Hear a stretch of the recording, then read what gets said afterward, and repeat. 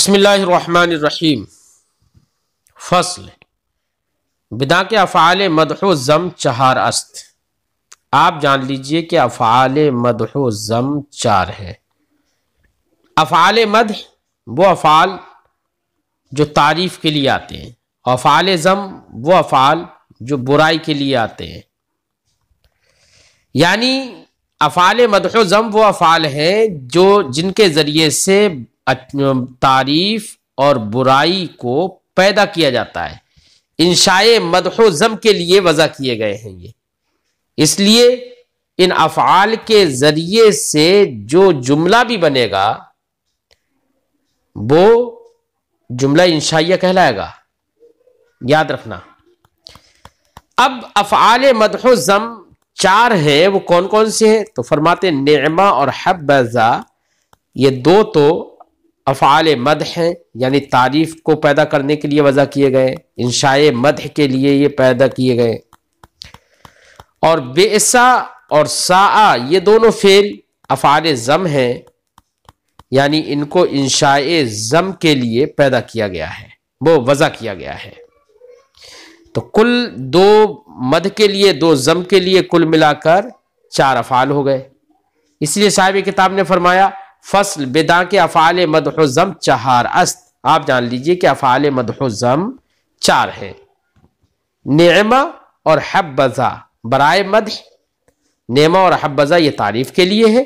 بئسا و ساء برائے ذم، بئسا اور ساء یہ ذم یعنی برائی کے لیے ہے۔ اب صاحب کتاب یہ بتا رہے ہیں ان افعال کے بعد میں جو اسم مرفوع ہونے کے طور پر آتا ہے وہ تو ان افعال کا فاعل کہلاتا ہے۔ اگر اس میں ظاہر ہے تو وہاں پر تو رفع ہوگا ہی، اور کبھی اس میں ضمیر بھی ہو جاتا ہے، ٹھیک ہے، ضمیر مستتر بھی ہو جاتی ہے کبھی کبھی۔ بہرحال ضمیر مستتر ہو یا اس میں ظاہر ہو، جو ان افعال کے بعد آتا ہے ان کو تو ان کا فاعل کہتے ہیں، اور ان کے فاعل کے بعد بھی ایک اسم آتا ہے، ان کے فاعل کے بعد بھی ایک اسم آتا ہے، تو جو فاعل کے بعد اسم آتا ہے اس کو مخصوص بالمدح یا مخصوص بالذم کہتے ہیں۔ یعنی جو فاعل ہوتا ہے اس کا نا، اس فاعل سے تعین نہیں ہو پاتی ہے کہ یہ تعریف متعین طور پر کس کی ہے۔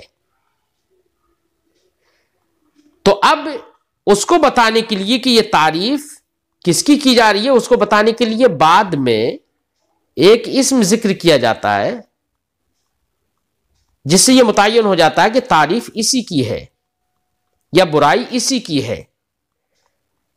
تو اس کے لیے جو بعد میں اسم ذکر کیا جاتا ہے فاعل کے بعد، اسی کو مخصوص بالمدح یا مخصوص بالذم کہتے ہیں۔ مثال دوں میں آپ کو، میں نے کہا نعم الرجل زید، اس کا معنی ہے کیا ہی اچھا آدمی ہے۔ تو یہ تعریف تو سمجھ میں آ گئی کہ کسی آدمی کی تعریف کی جا رہی ہے، کیا ہی اچھا آدمی ہے، ٹھیک ہے۔ لیکن یہ تعین نہیں ہو پائی کہ وہ اچھا آدمی ہے کون۔ یہ بتانے کے لیے الرجل کے بعد زیدن کو ذکر کر دیا، تو یہاں پر زیدن سے یہ معلوم ہوا کہ اچھا آدمی جو ہے وہ زید ہے، تو زید ہی تعریف کے لیے یہاں پر مخصوص ہے، اسی لیے زید کو یہاں پر مخصوص بالمدح کہیں گے۔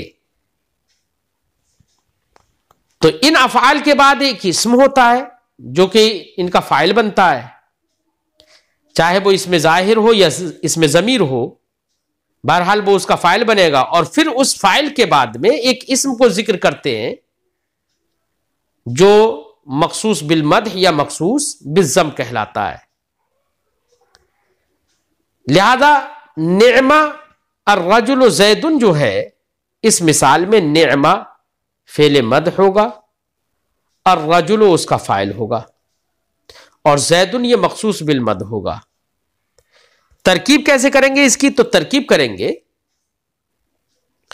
کہ نعمہ فعل مدح الرجل اس کا فاعل، فعل اپنے فاعل سے مل کر جملہ فعلیہ انشائیہ ہو کر خبر مقدم، اور زیدن جو مخصوص بالمد ہے وہ مبتدائے مؤخر بن جائے گا. تو مخصوص بالمد یہاں پر مبتدا مؤخر بنے گا، اور فعل مد یا فعل ضم اپنے فاعل سے مل کر خبر مقدم بن جائے گا. لیکن جب وہ فعل مد اپنے فاعل سے مل کر یا فعل ضم اپنے فاعل سے مل کر ترکیب کریں گے تو اس کو پہلے جملہ فعلیہ انشائیہ کہیں گے، کیونکہ انشاء مد یا انشاء ضم کے لیے ہوتا ہے وہ. پھر جملہ فعلیہ انشائیہ کہہ کر اس کو خبر مقدم بنا دیں گے، اور مخصوص بالمد جو ہوگا اس کو مبتدا مؤخر بنائیں گے ترکیب میں. ٹھیک ہے. اب صاحب کتاب ایک شرط اس کے لیے ذکر کر رہے ہیں، یہ تو آپ نے بات سمجھ میں آ گئی آپ کے، کہ فعل مد کے بعد جو اسم ہوگا اس اسم کے لیے یہ ضروری ہے، شرط ہے کہ فاعل، جو میں نے ابھی بتایا تھا نا کہ فاعل کے بعد جو کچھ ہوگا اس کو مخصوص بالمد کہیں گے یا مخصوص بالضم کہیں گے. لیکن اس کے لیے شرط ہے، ایک شرط یہ ہے کہ جو فاعل ہوگا وہ معرف باللام ہو یا معرف باللام کی جانب مضاف ہو. یہ ضروری ہے، تبھی اس کو مخصوص بالمد کہیں گے اس کے فاعل کے بعد والے اسم کو. جیسے ہم نے مثال دی تھی نعم الرجل زید، تو یہاں پر الرجل جو فاعل ہے وہ معرف باللام ہے، لہذا زید کو ہم نے مخصوص بالمد کہہ دیا. یا ہم نے کہا نعم صاحب القوم زید، سمجھے نہیں؟ تو اب صاحب القوم سے مراد کون ہے؟ وہ زید ہی تو ہے نا، اسی کی تو تعریف کی جا رہی ہے. اب یہاں پر فاعل کے لیے معرف باللام ہونا یا معرف باللام کی طرف مضاف ہونا، یہ کیوں لازم کر دیا گیا؟ وہ لازم اس لیے کر دیا گیا کہ مخصوص بالمد بیٹا آپ نے دیکھا کہ زید ہے، اور زید کیا ہے؟ وہ متعین ہے. وہ تو یہی بتانے کے لیے لایا گیا ہے مخصوص بالمد، کہ تاکہ تعین ہو جائے کہ یہاں پر تعریف کون سے آدمی کی ہو رہی ہے، تو وہ تو متعین ہے. اور الرجل یا صاحب القوم سے مراد بھی وہی تھا، تو کم سے کم وہ بھی معرف باللام ہو جائے، کیونکہ زید متعین ہے تو زید جس لفظ سے مراد ہو اس کو بھی متعین کر دیا جائے، وہ بھی معرفہ ہو جائے. تو اس لیے وہاں پر معرف باللام ہونا یا معرف باللام کی طرف مضاف ہونا تاکہ اس میں تعریف ہو جائے، اس لیے یہ شرط لگا دی ہے. یہ تو اس صورت میں ہے جبکہ فعل مد یا فعل ضم کا فاعل اس میں ظاہر ہو. اور بیٹا کبھی کبھی اس میں ظاہر ہو اور وہ فاعل بنے اور مرفوع ہو، ٹھیک ہے. لیکن کبھی کبھی ایسا بھی ہوتا ہے کہ فعل مد یا فعل ضم کا جو فاعل ہوتا ہے وہ اس میں ظاہر نہیں ہوتا ہے، بلکہ ضمیر مستتر ہوتی ہے. اگر فاعل ضمیر مستتر ہو تو بیٹا ضمیر میں تو ابہام ہوتا ہے، اور جب ضمیر میں ابہام ہوگا تو ابہام کو دور کرنے کے لیے تمیز کا ہونا ضروری ہے. پھر تو اب اس فعل مد یا فعل ضم کے بعد جس کا فاعل ضمیر مستتر ہے اور وہ مبہم ہے، اس کے ابہام کو دور کرنے کے لیے ان افعال کے بعد جس اسم کو ذکر کیا جائے گا وہ نکرہ بنا کر پیش کیا جائے گا تاکہ وہ تمیز بن جائے. کیا بن جائے؟ نکرہ منصوبہ بنا کر پیش کیا جائے گا تاکہ وہ تمیز بن جائے. ٹھیک ہے، تمیز کی بنا پر وہ منصوب ہوگا، کیونکہ فاعل جو ہے وہ ضمیر مستتر ہے اور ضمیر میں ابہام ہوتا ہے، اور ابہام کو دور کرنے کے لیے تمیز کی ضرورت پڑے گی. تو اب فعل کے بعد میں جس اسم کو ذکر کیا جائے گا اس کو نکرہ بنا کر، نکرہ منصوب بنا کر، تمیز بنا کر اس کو پیش کیا جائے گا. لہذا کہیں گے نعم رجلا زید. اب یہاں پر دیکھو نعمہ فعل کے بعد فاعل اس میں ظاہر نہیں ہے، کیونکہ فاعل تو مرفوع ہوتا ہے، یہاں پر تو کوئی ہے ہی نہیں یہاں پر، بلکہ نعمہ کے اندر ایک ہوا ضمیر ہے جو مستتر ہے، اور وہ ضمیر ہے تو مبہم ہے. اب اس کے ابہام کو دور کرنے کے لیے رجلا نکرہ منصوبہ لے کر آئے تمیز بنا کر، ٹھیک ہے، تاکہ پتہ چل جائے ہوا ضمیر سے مراد کون ہے، وہ رجل ہے۔ اب رجلن ہے جب مراد، تو اب یہ تمیز بن گیا رجلن، اور رجل سے بھی کون مراد ہے؟ وہی ہے بعد میں زید۔ جب زید ہے بعد میں مراد تو زید کیا کہلائے گا؟ مخصوص بالمد۔ مخصوص بالمد یہ بھی اس وقت بھی کہلائے گا، لیکن اس صورت میں اب ترکیب کیا کہلائے گی؟ ترکیب کیسے ہوگی؟ تو بیٹا ترکیب وہی ہوگی جو ہم نے پہلے بتائی تھی، بس یہاں پر ممیز و تمیز ہو جائے گا، ممیز تمیز سے مل کر فاعل بن جائے گا۔ لہذا ہم کہیں گے نعمہ فعل مدح، اس کے اندر ہوا ضمیر مستتر ممیز، رجلن اس کی تمیز، ممیز تمیز سے مل کر نعمہ کا فاعل، فعل اپنے فاعل سے مل کر جملہ فعلیہ انشائیہ ہو کر خبر مقدم، اور جو زید المخصوص بالمد ہے اس کو مبتدا مؤخر، مبتدا مؤخر اپنے خبر مقدم سے مل کر جملہ اسمیہ خبریہ ہو جائے گا۔ آپ ٹھیک ہے، اس طریقے سے بیٹا ترکیب کر لیں گے۔ بات سمجھ میں آ گئی؟ یاد رکھنا اگر فعل مدح کا فاعل اس میں ضمیر ہو تو ایسی صورت میں اس کی تمیز لے کر آئیں گے، کیونکہ ابہام ہوگا۔ پھر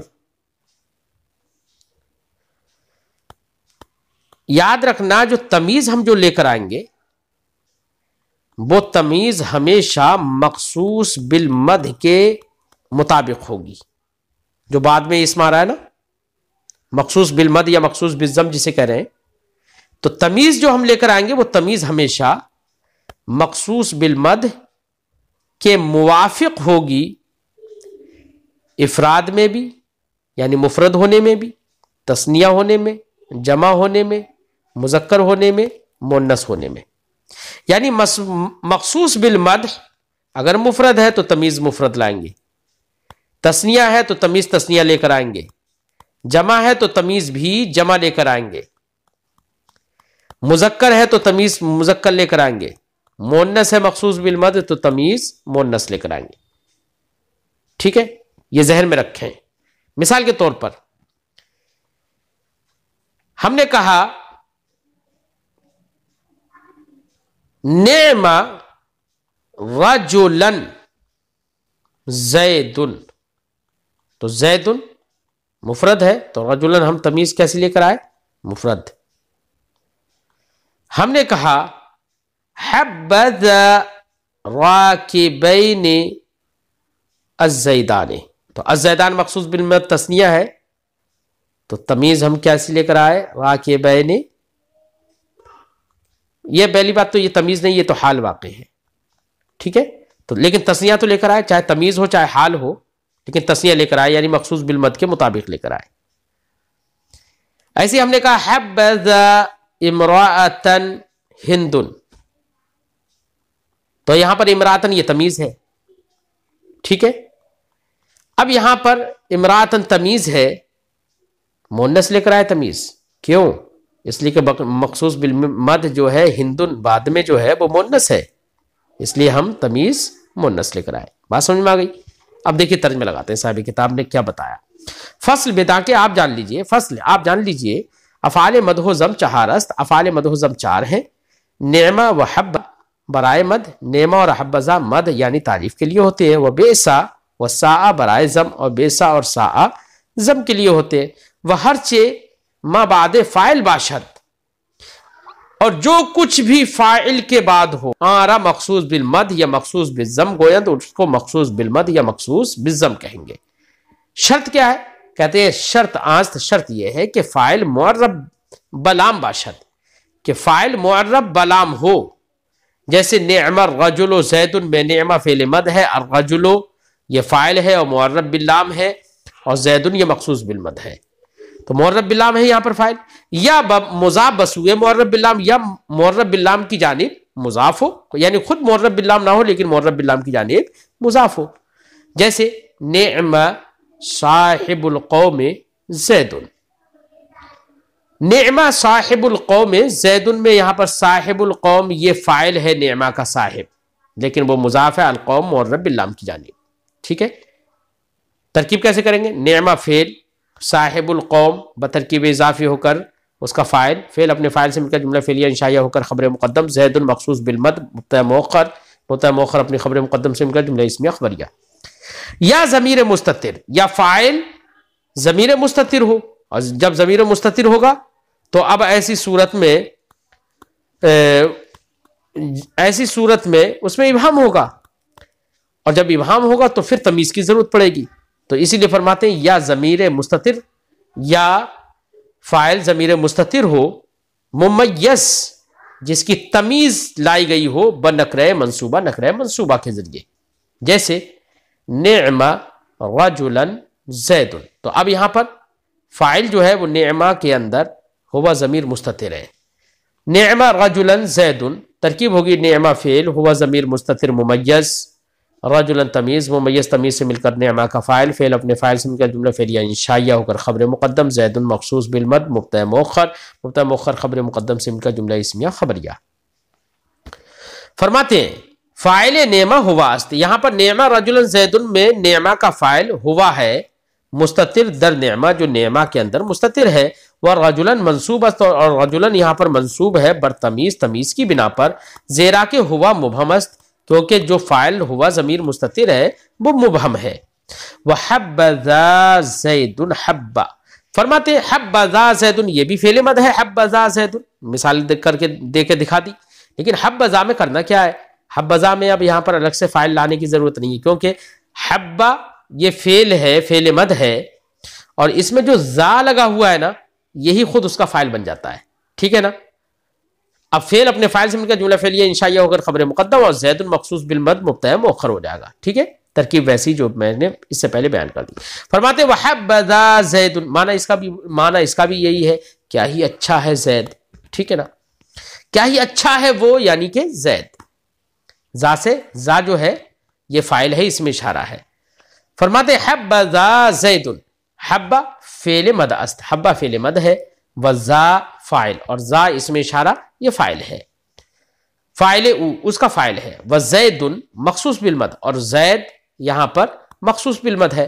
وہ ہم چنی، بالکل جیسے افعال مد میں آپ نے سمجھا، کہہ رہے ہیں کہ اسی طریقے سے افعال ضم میں بھی دیکھیے بئس الرجل زید، تو یہاں پر الرجل کو بئس کا فاعل بنائیں گے اور زیدن کو مخصوص بالمد.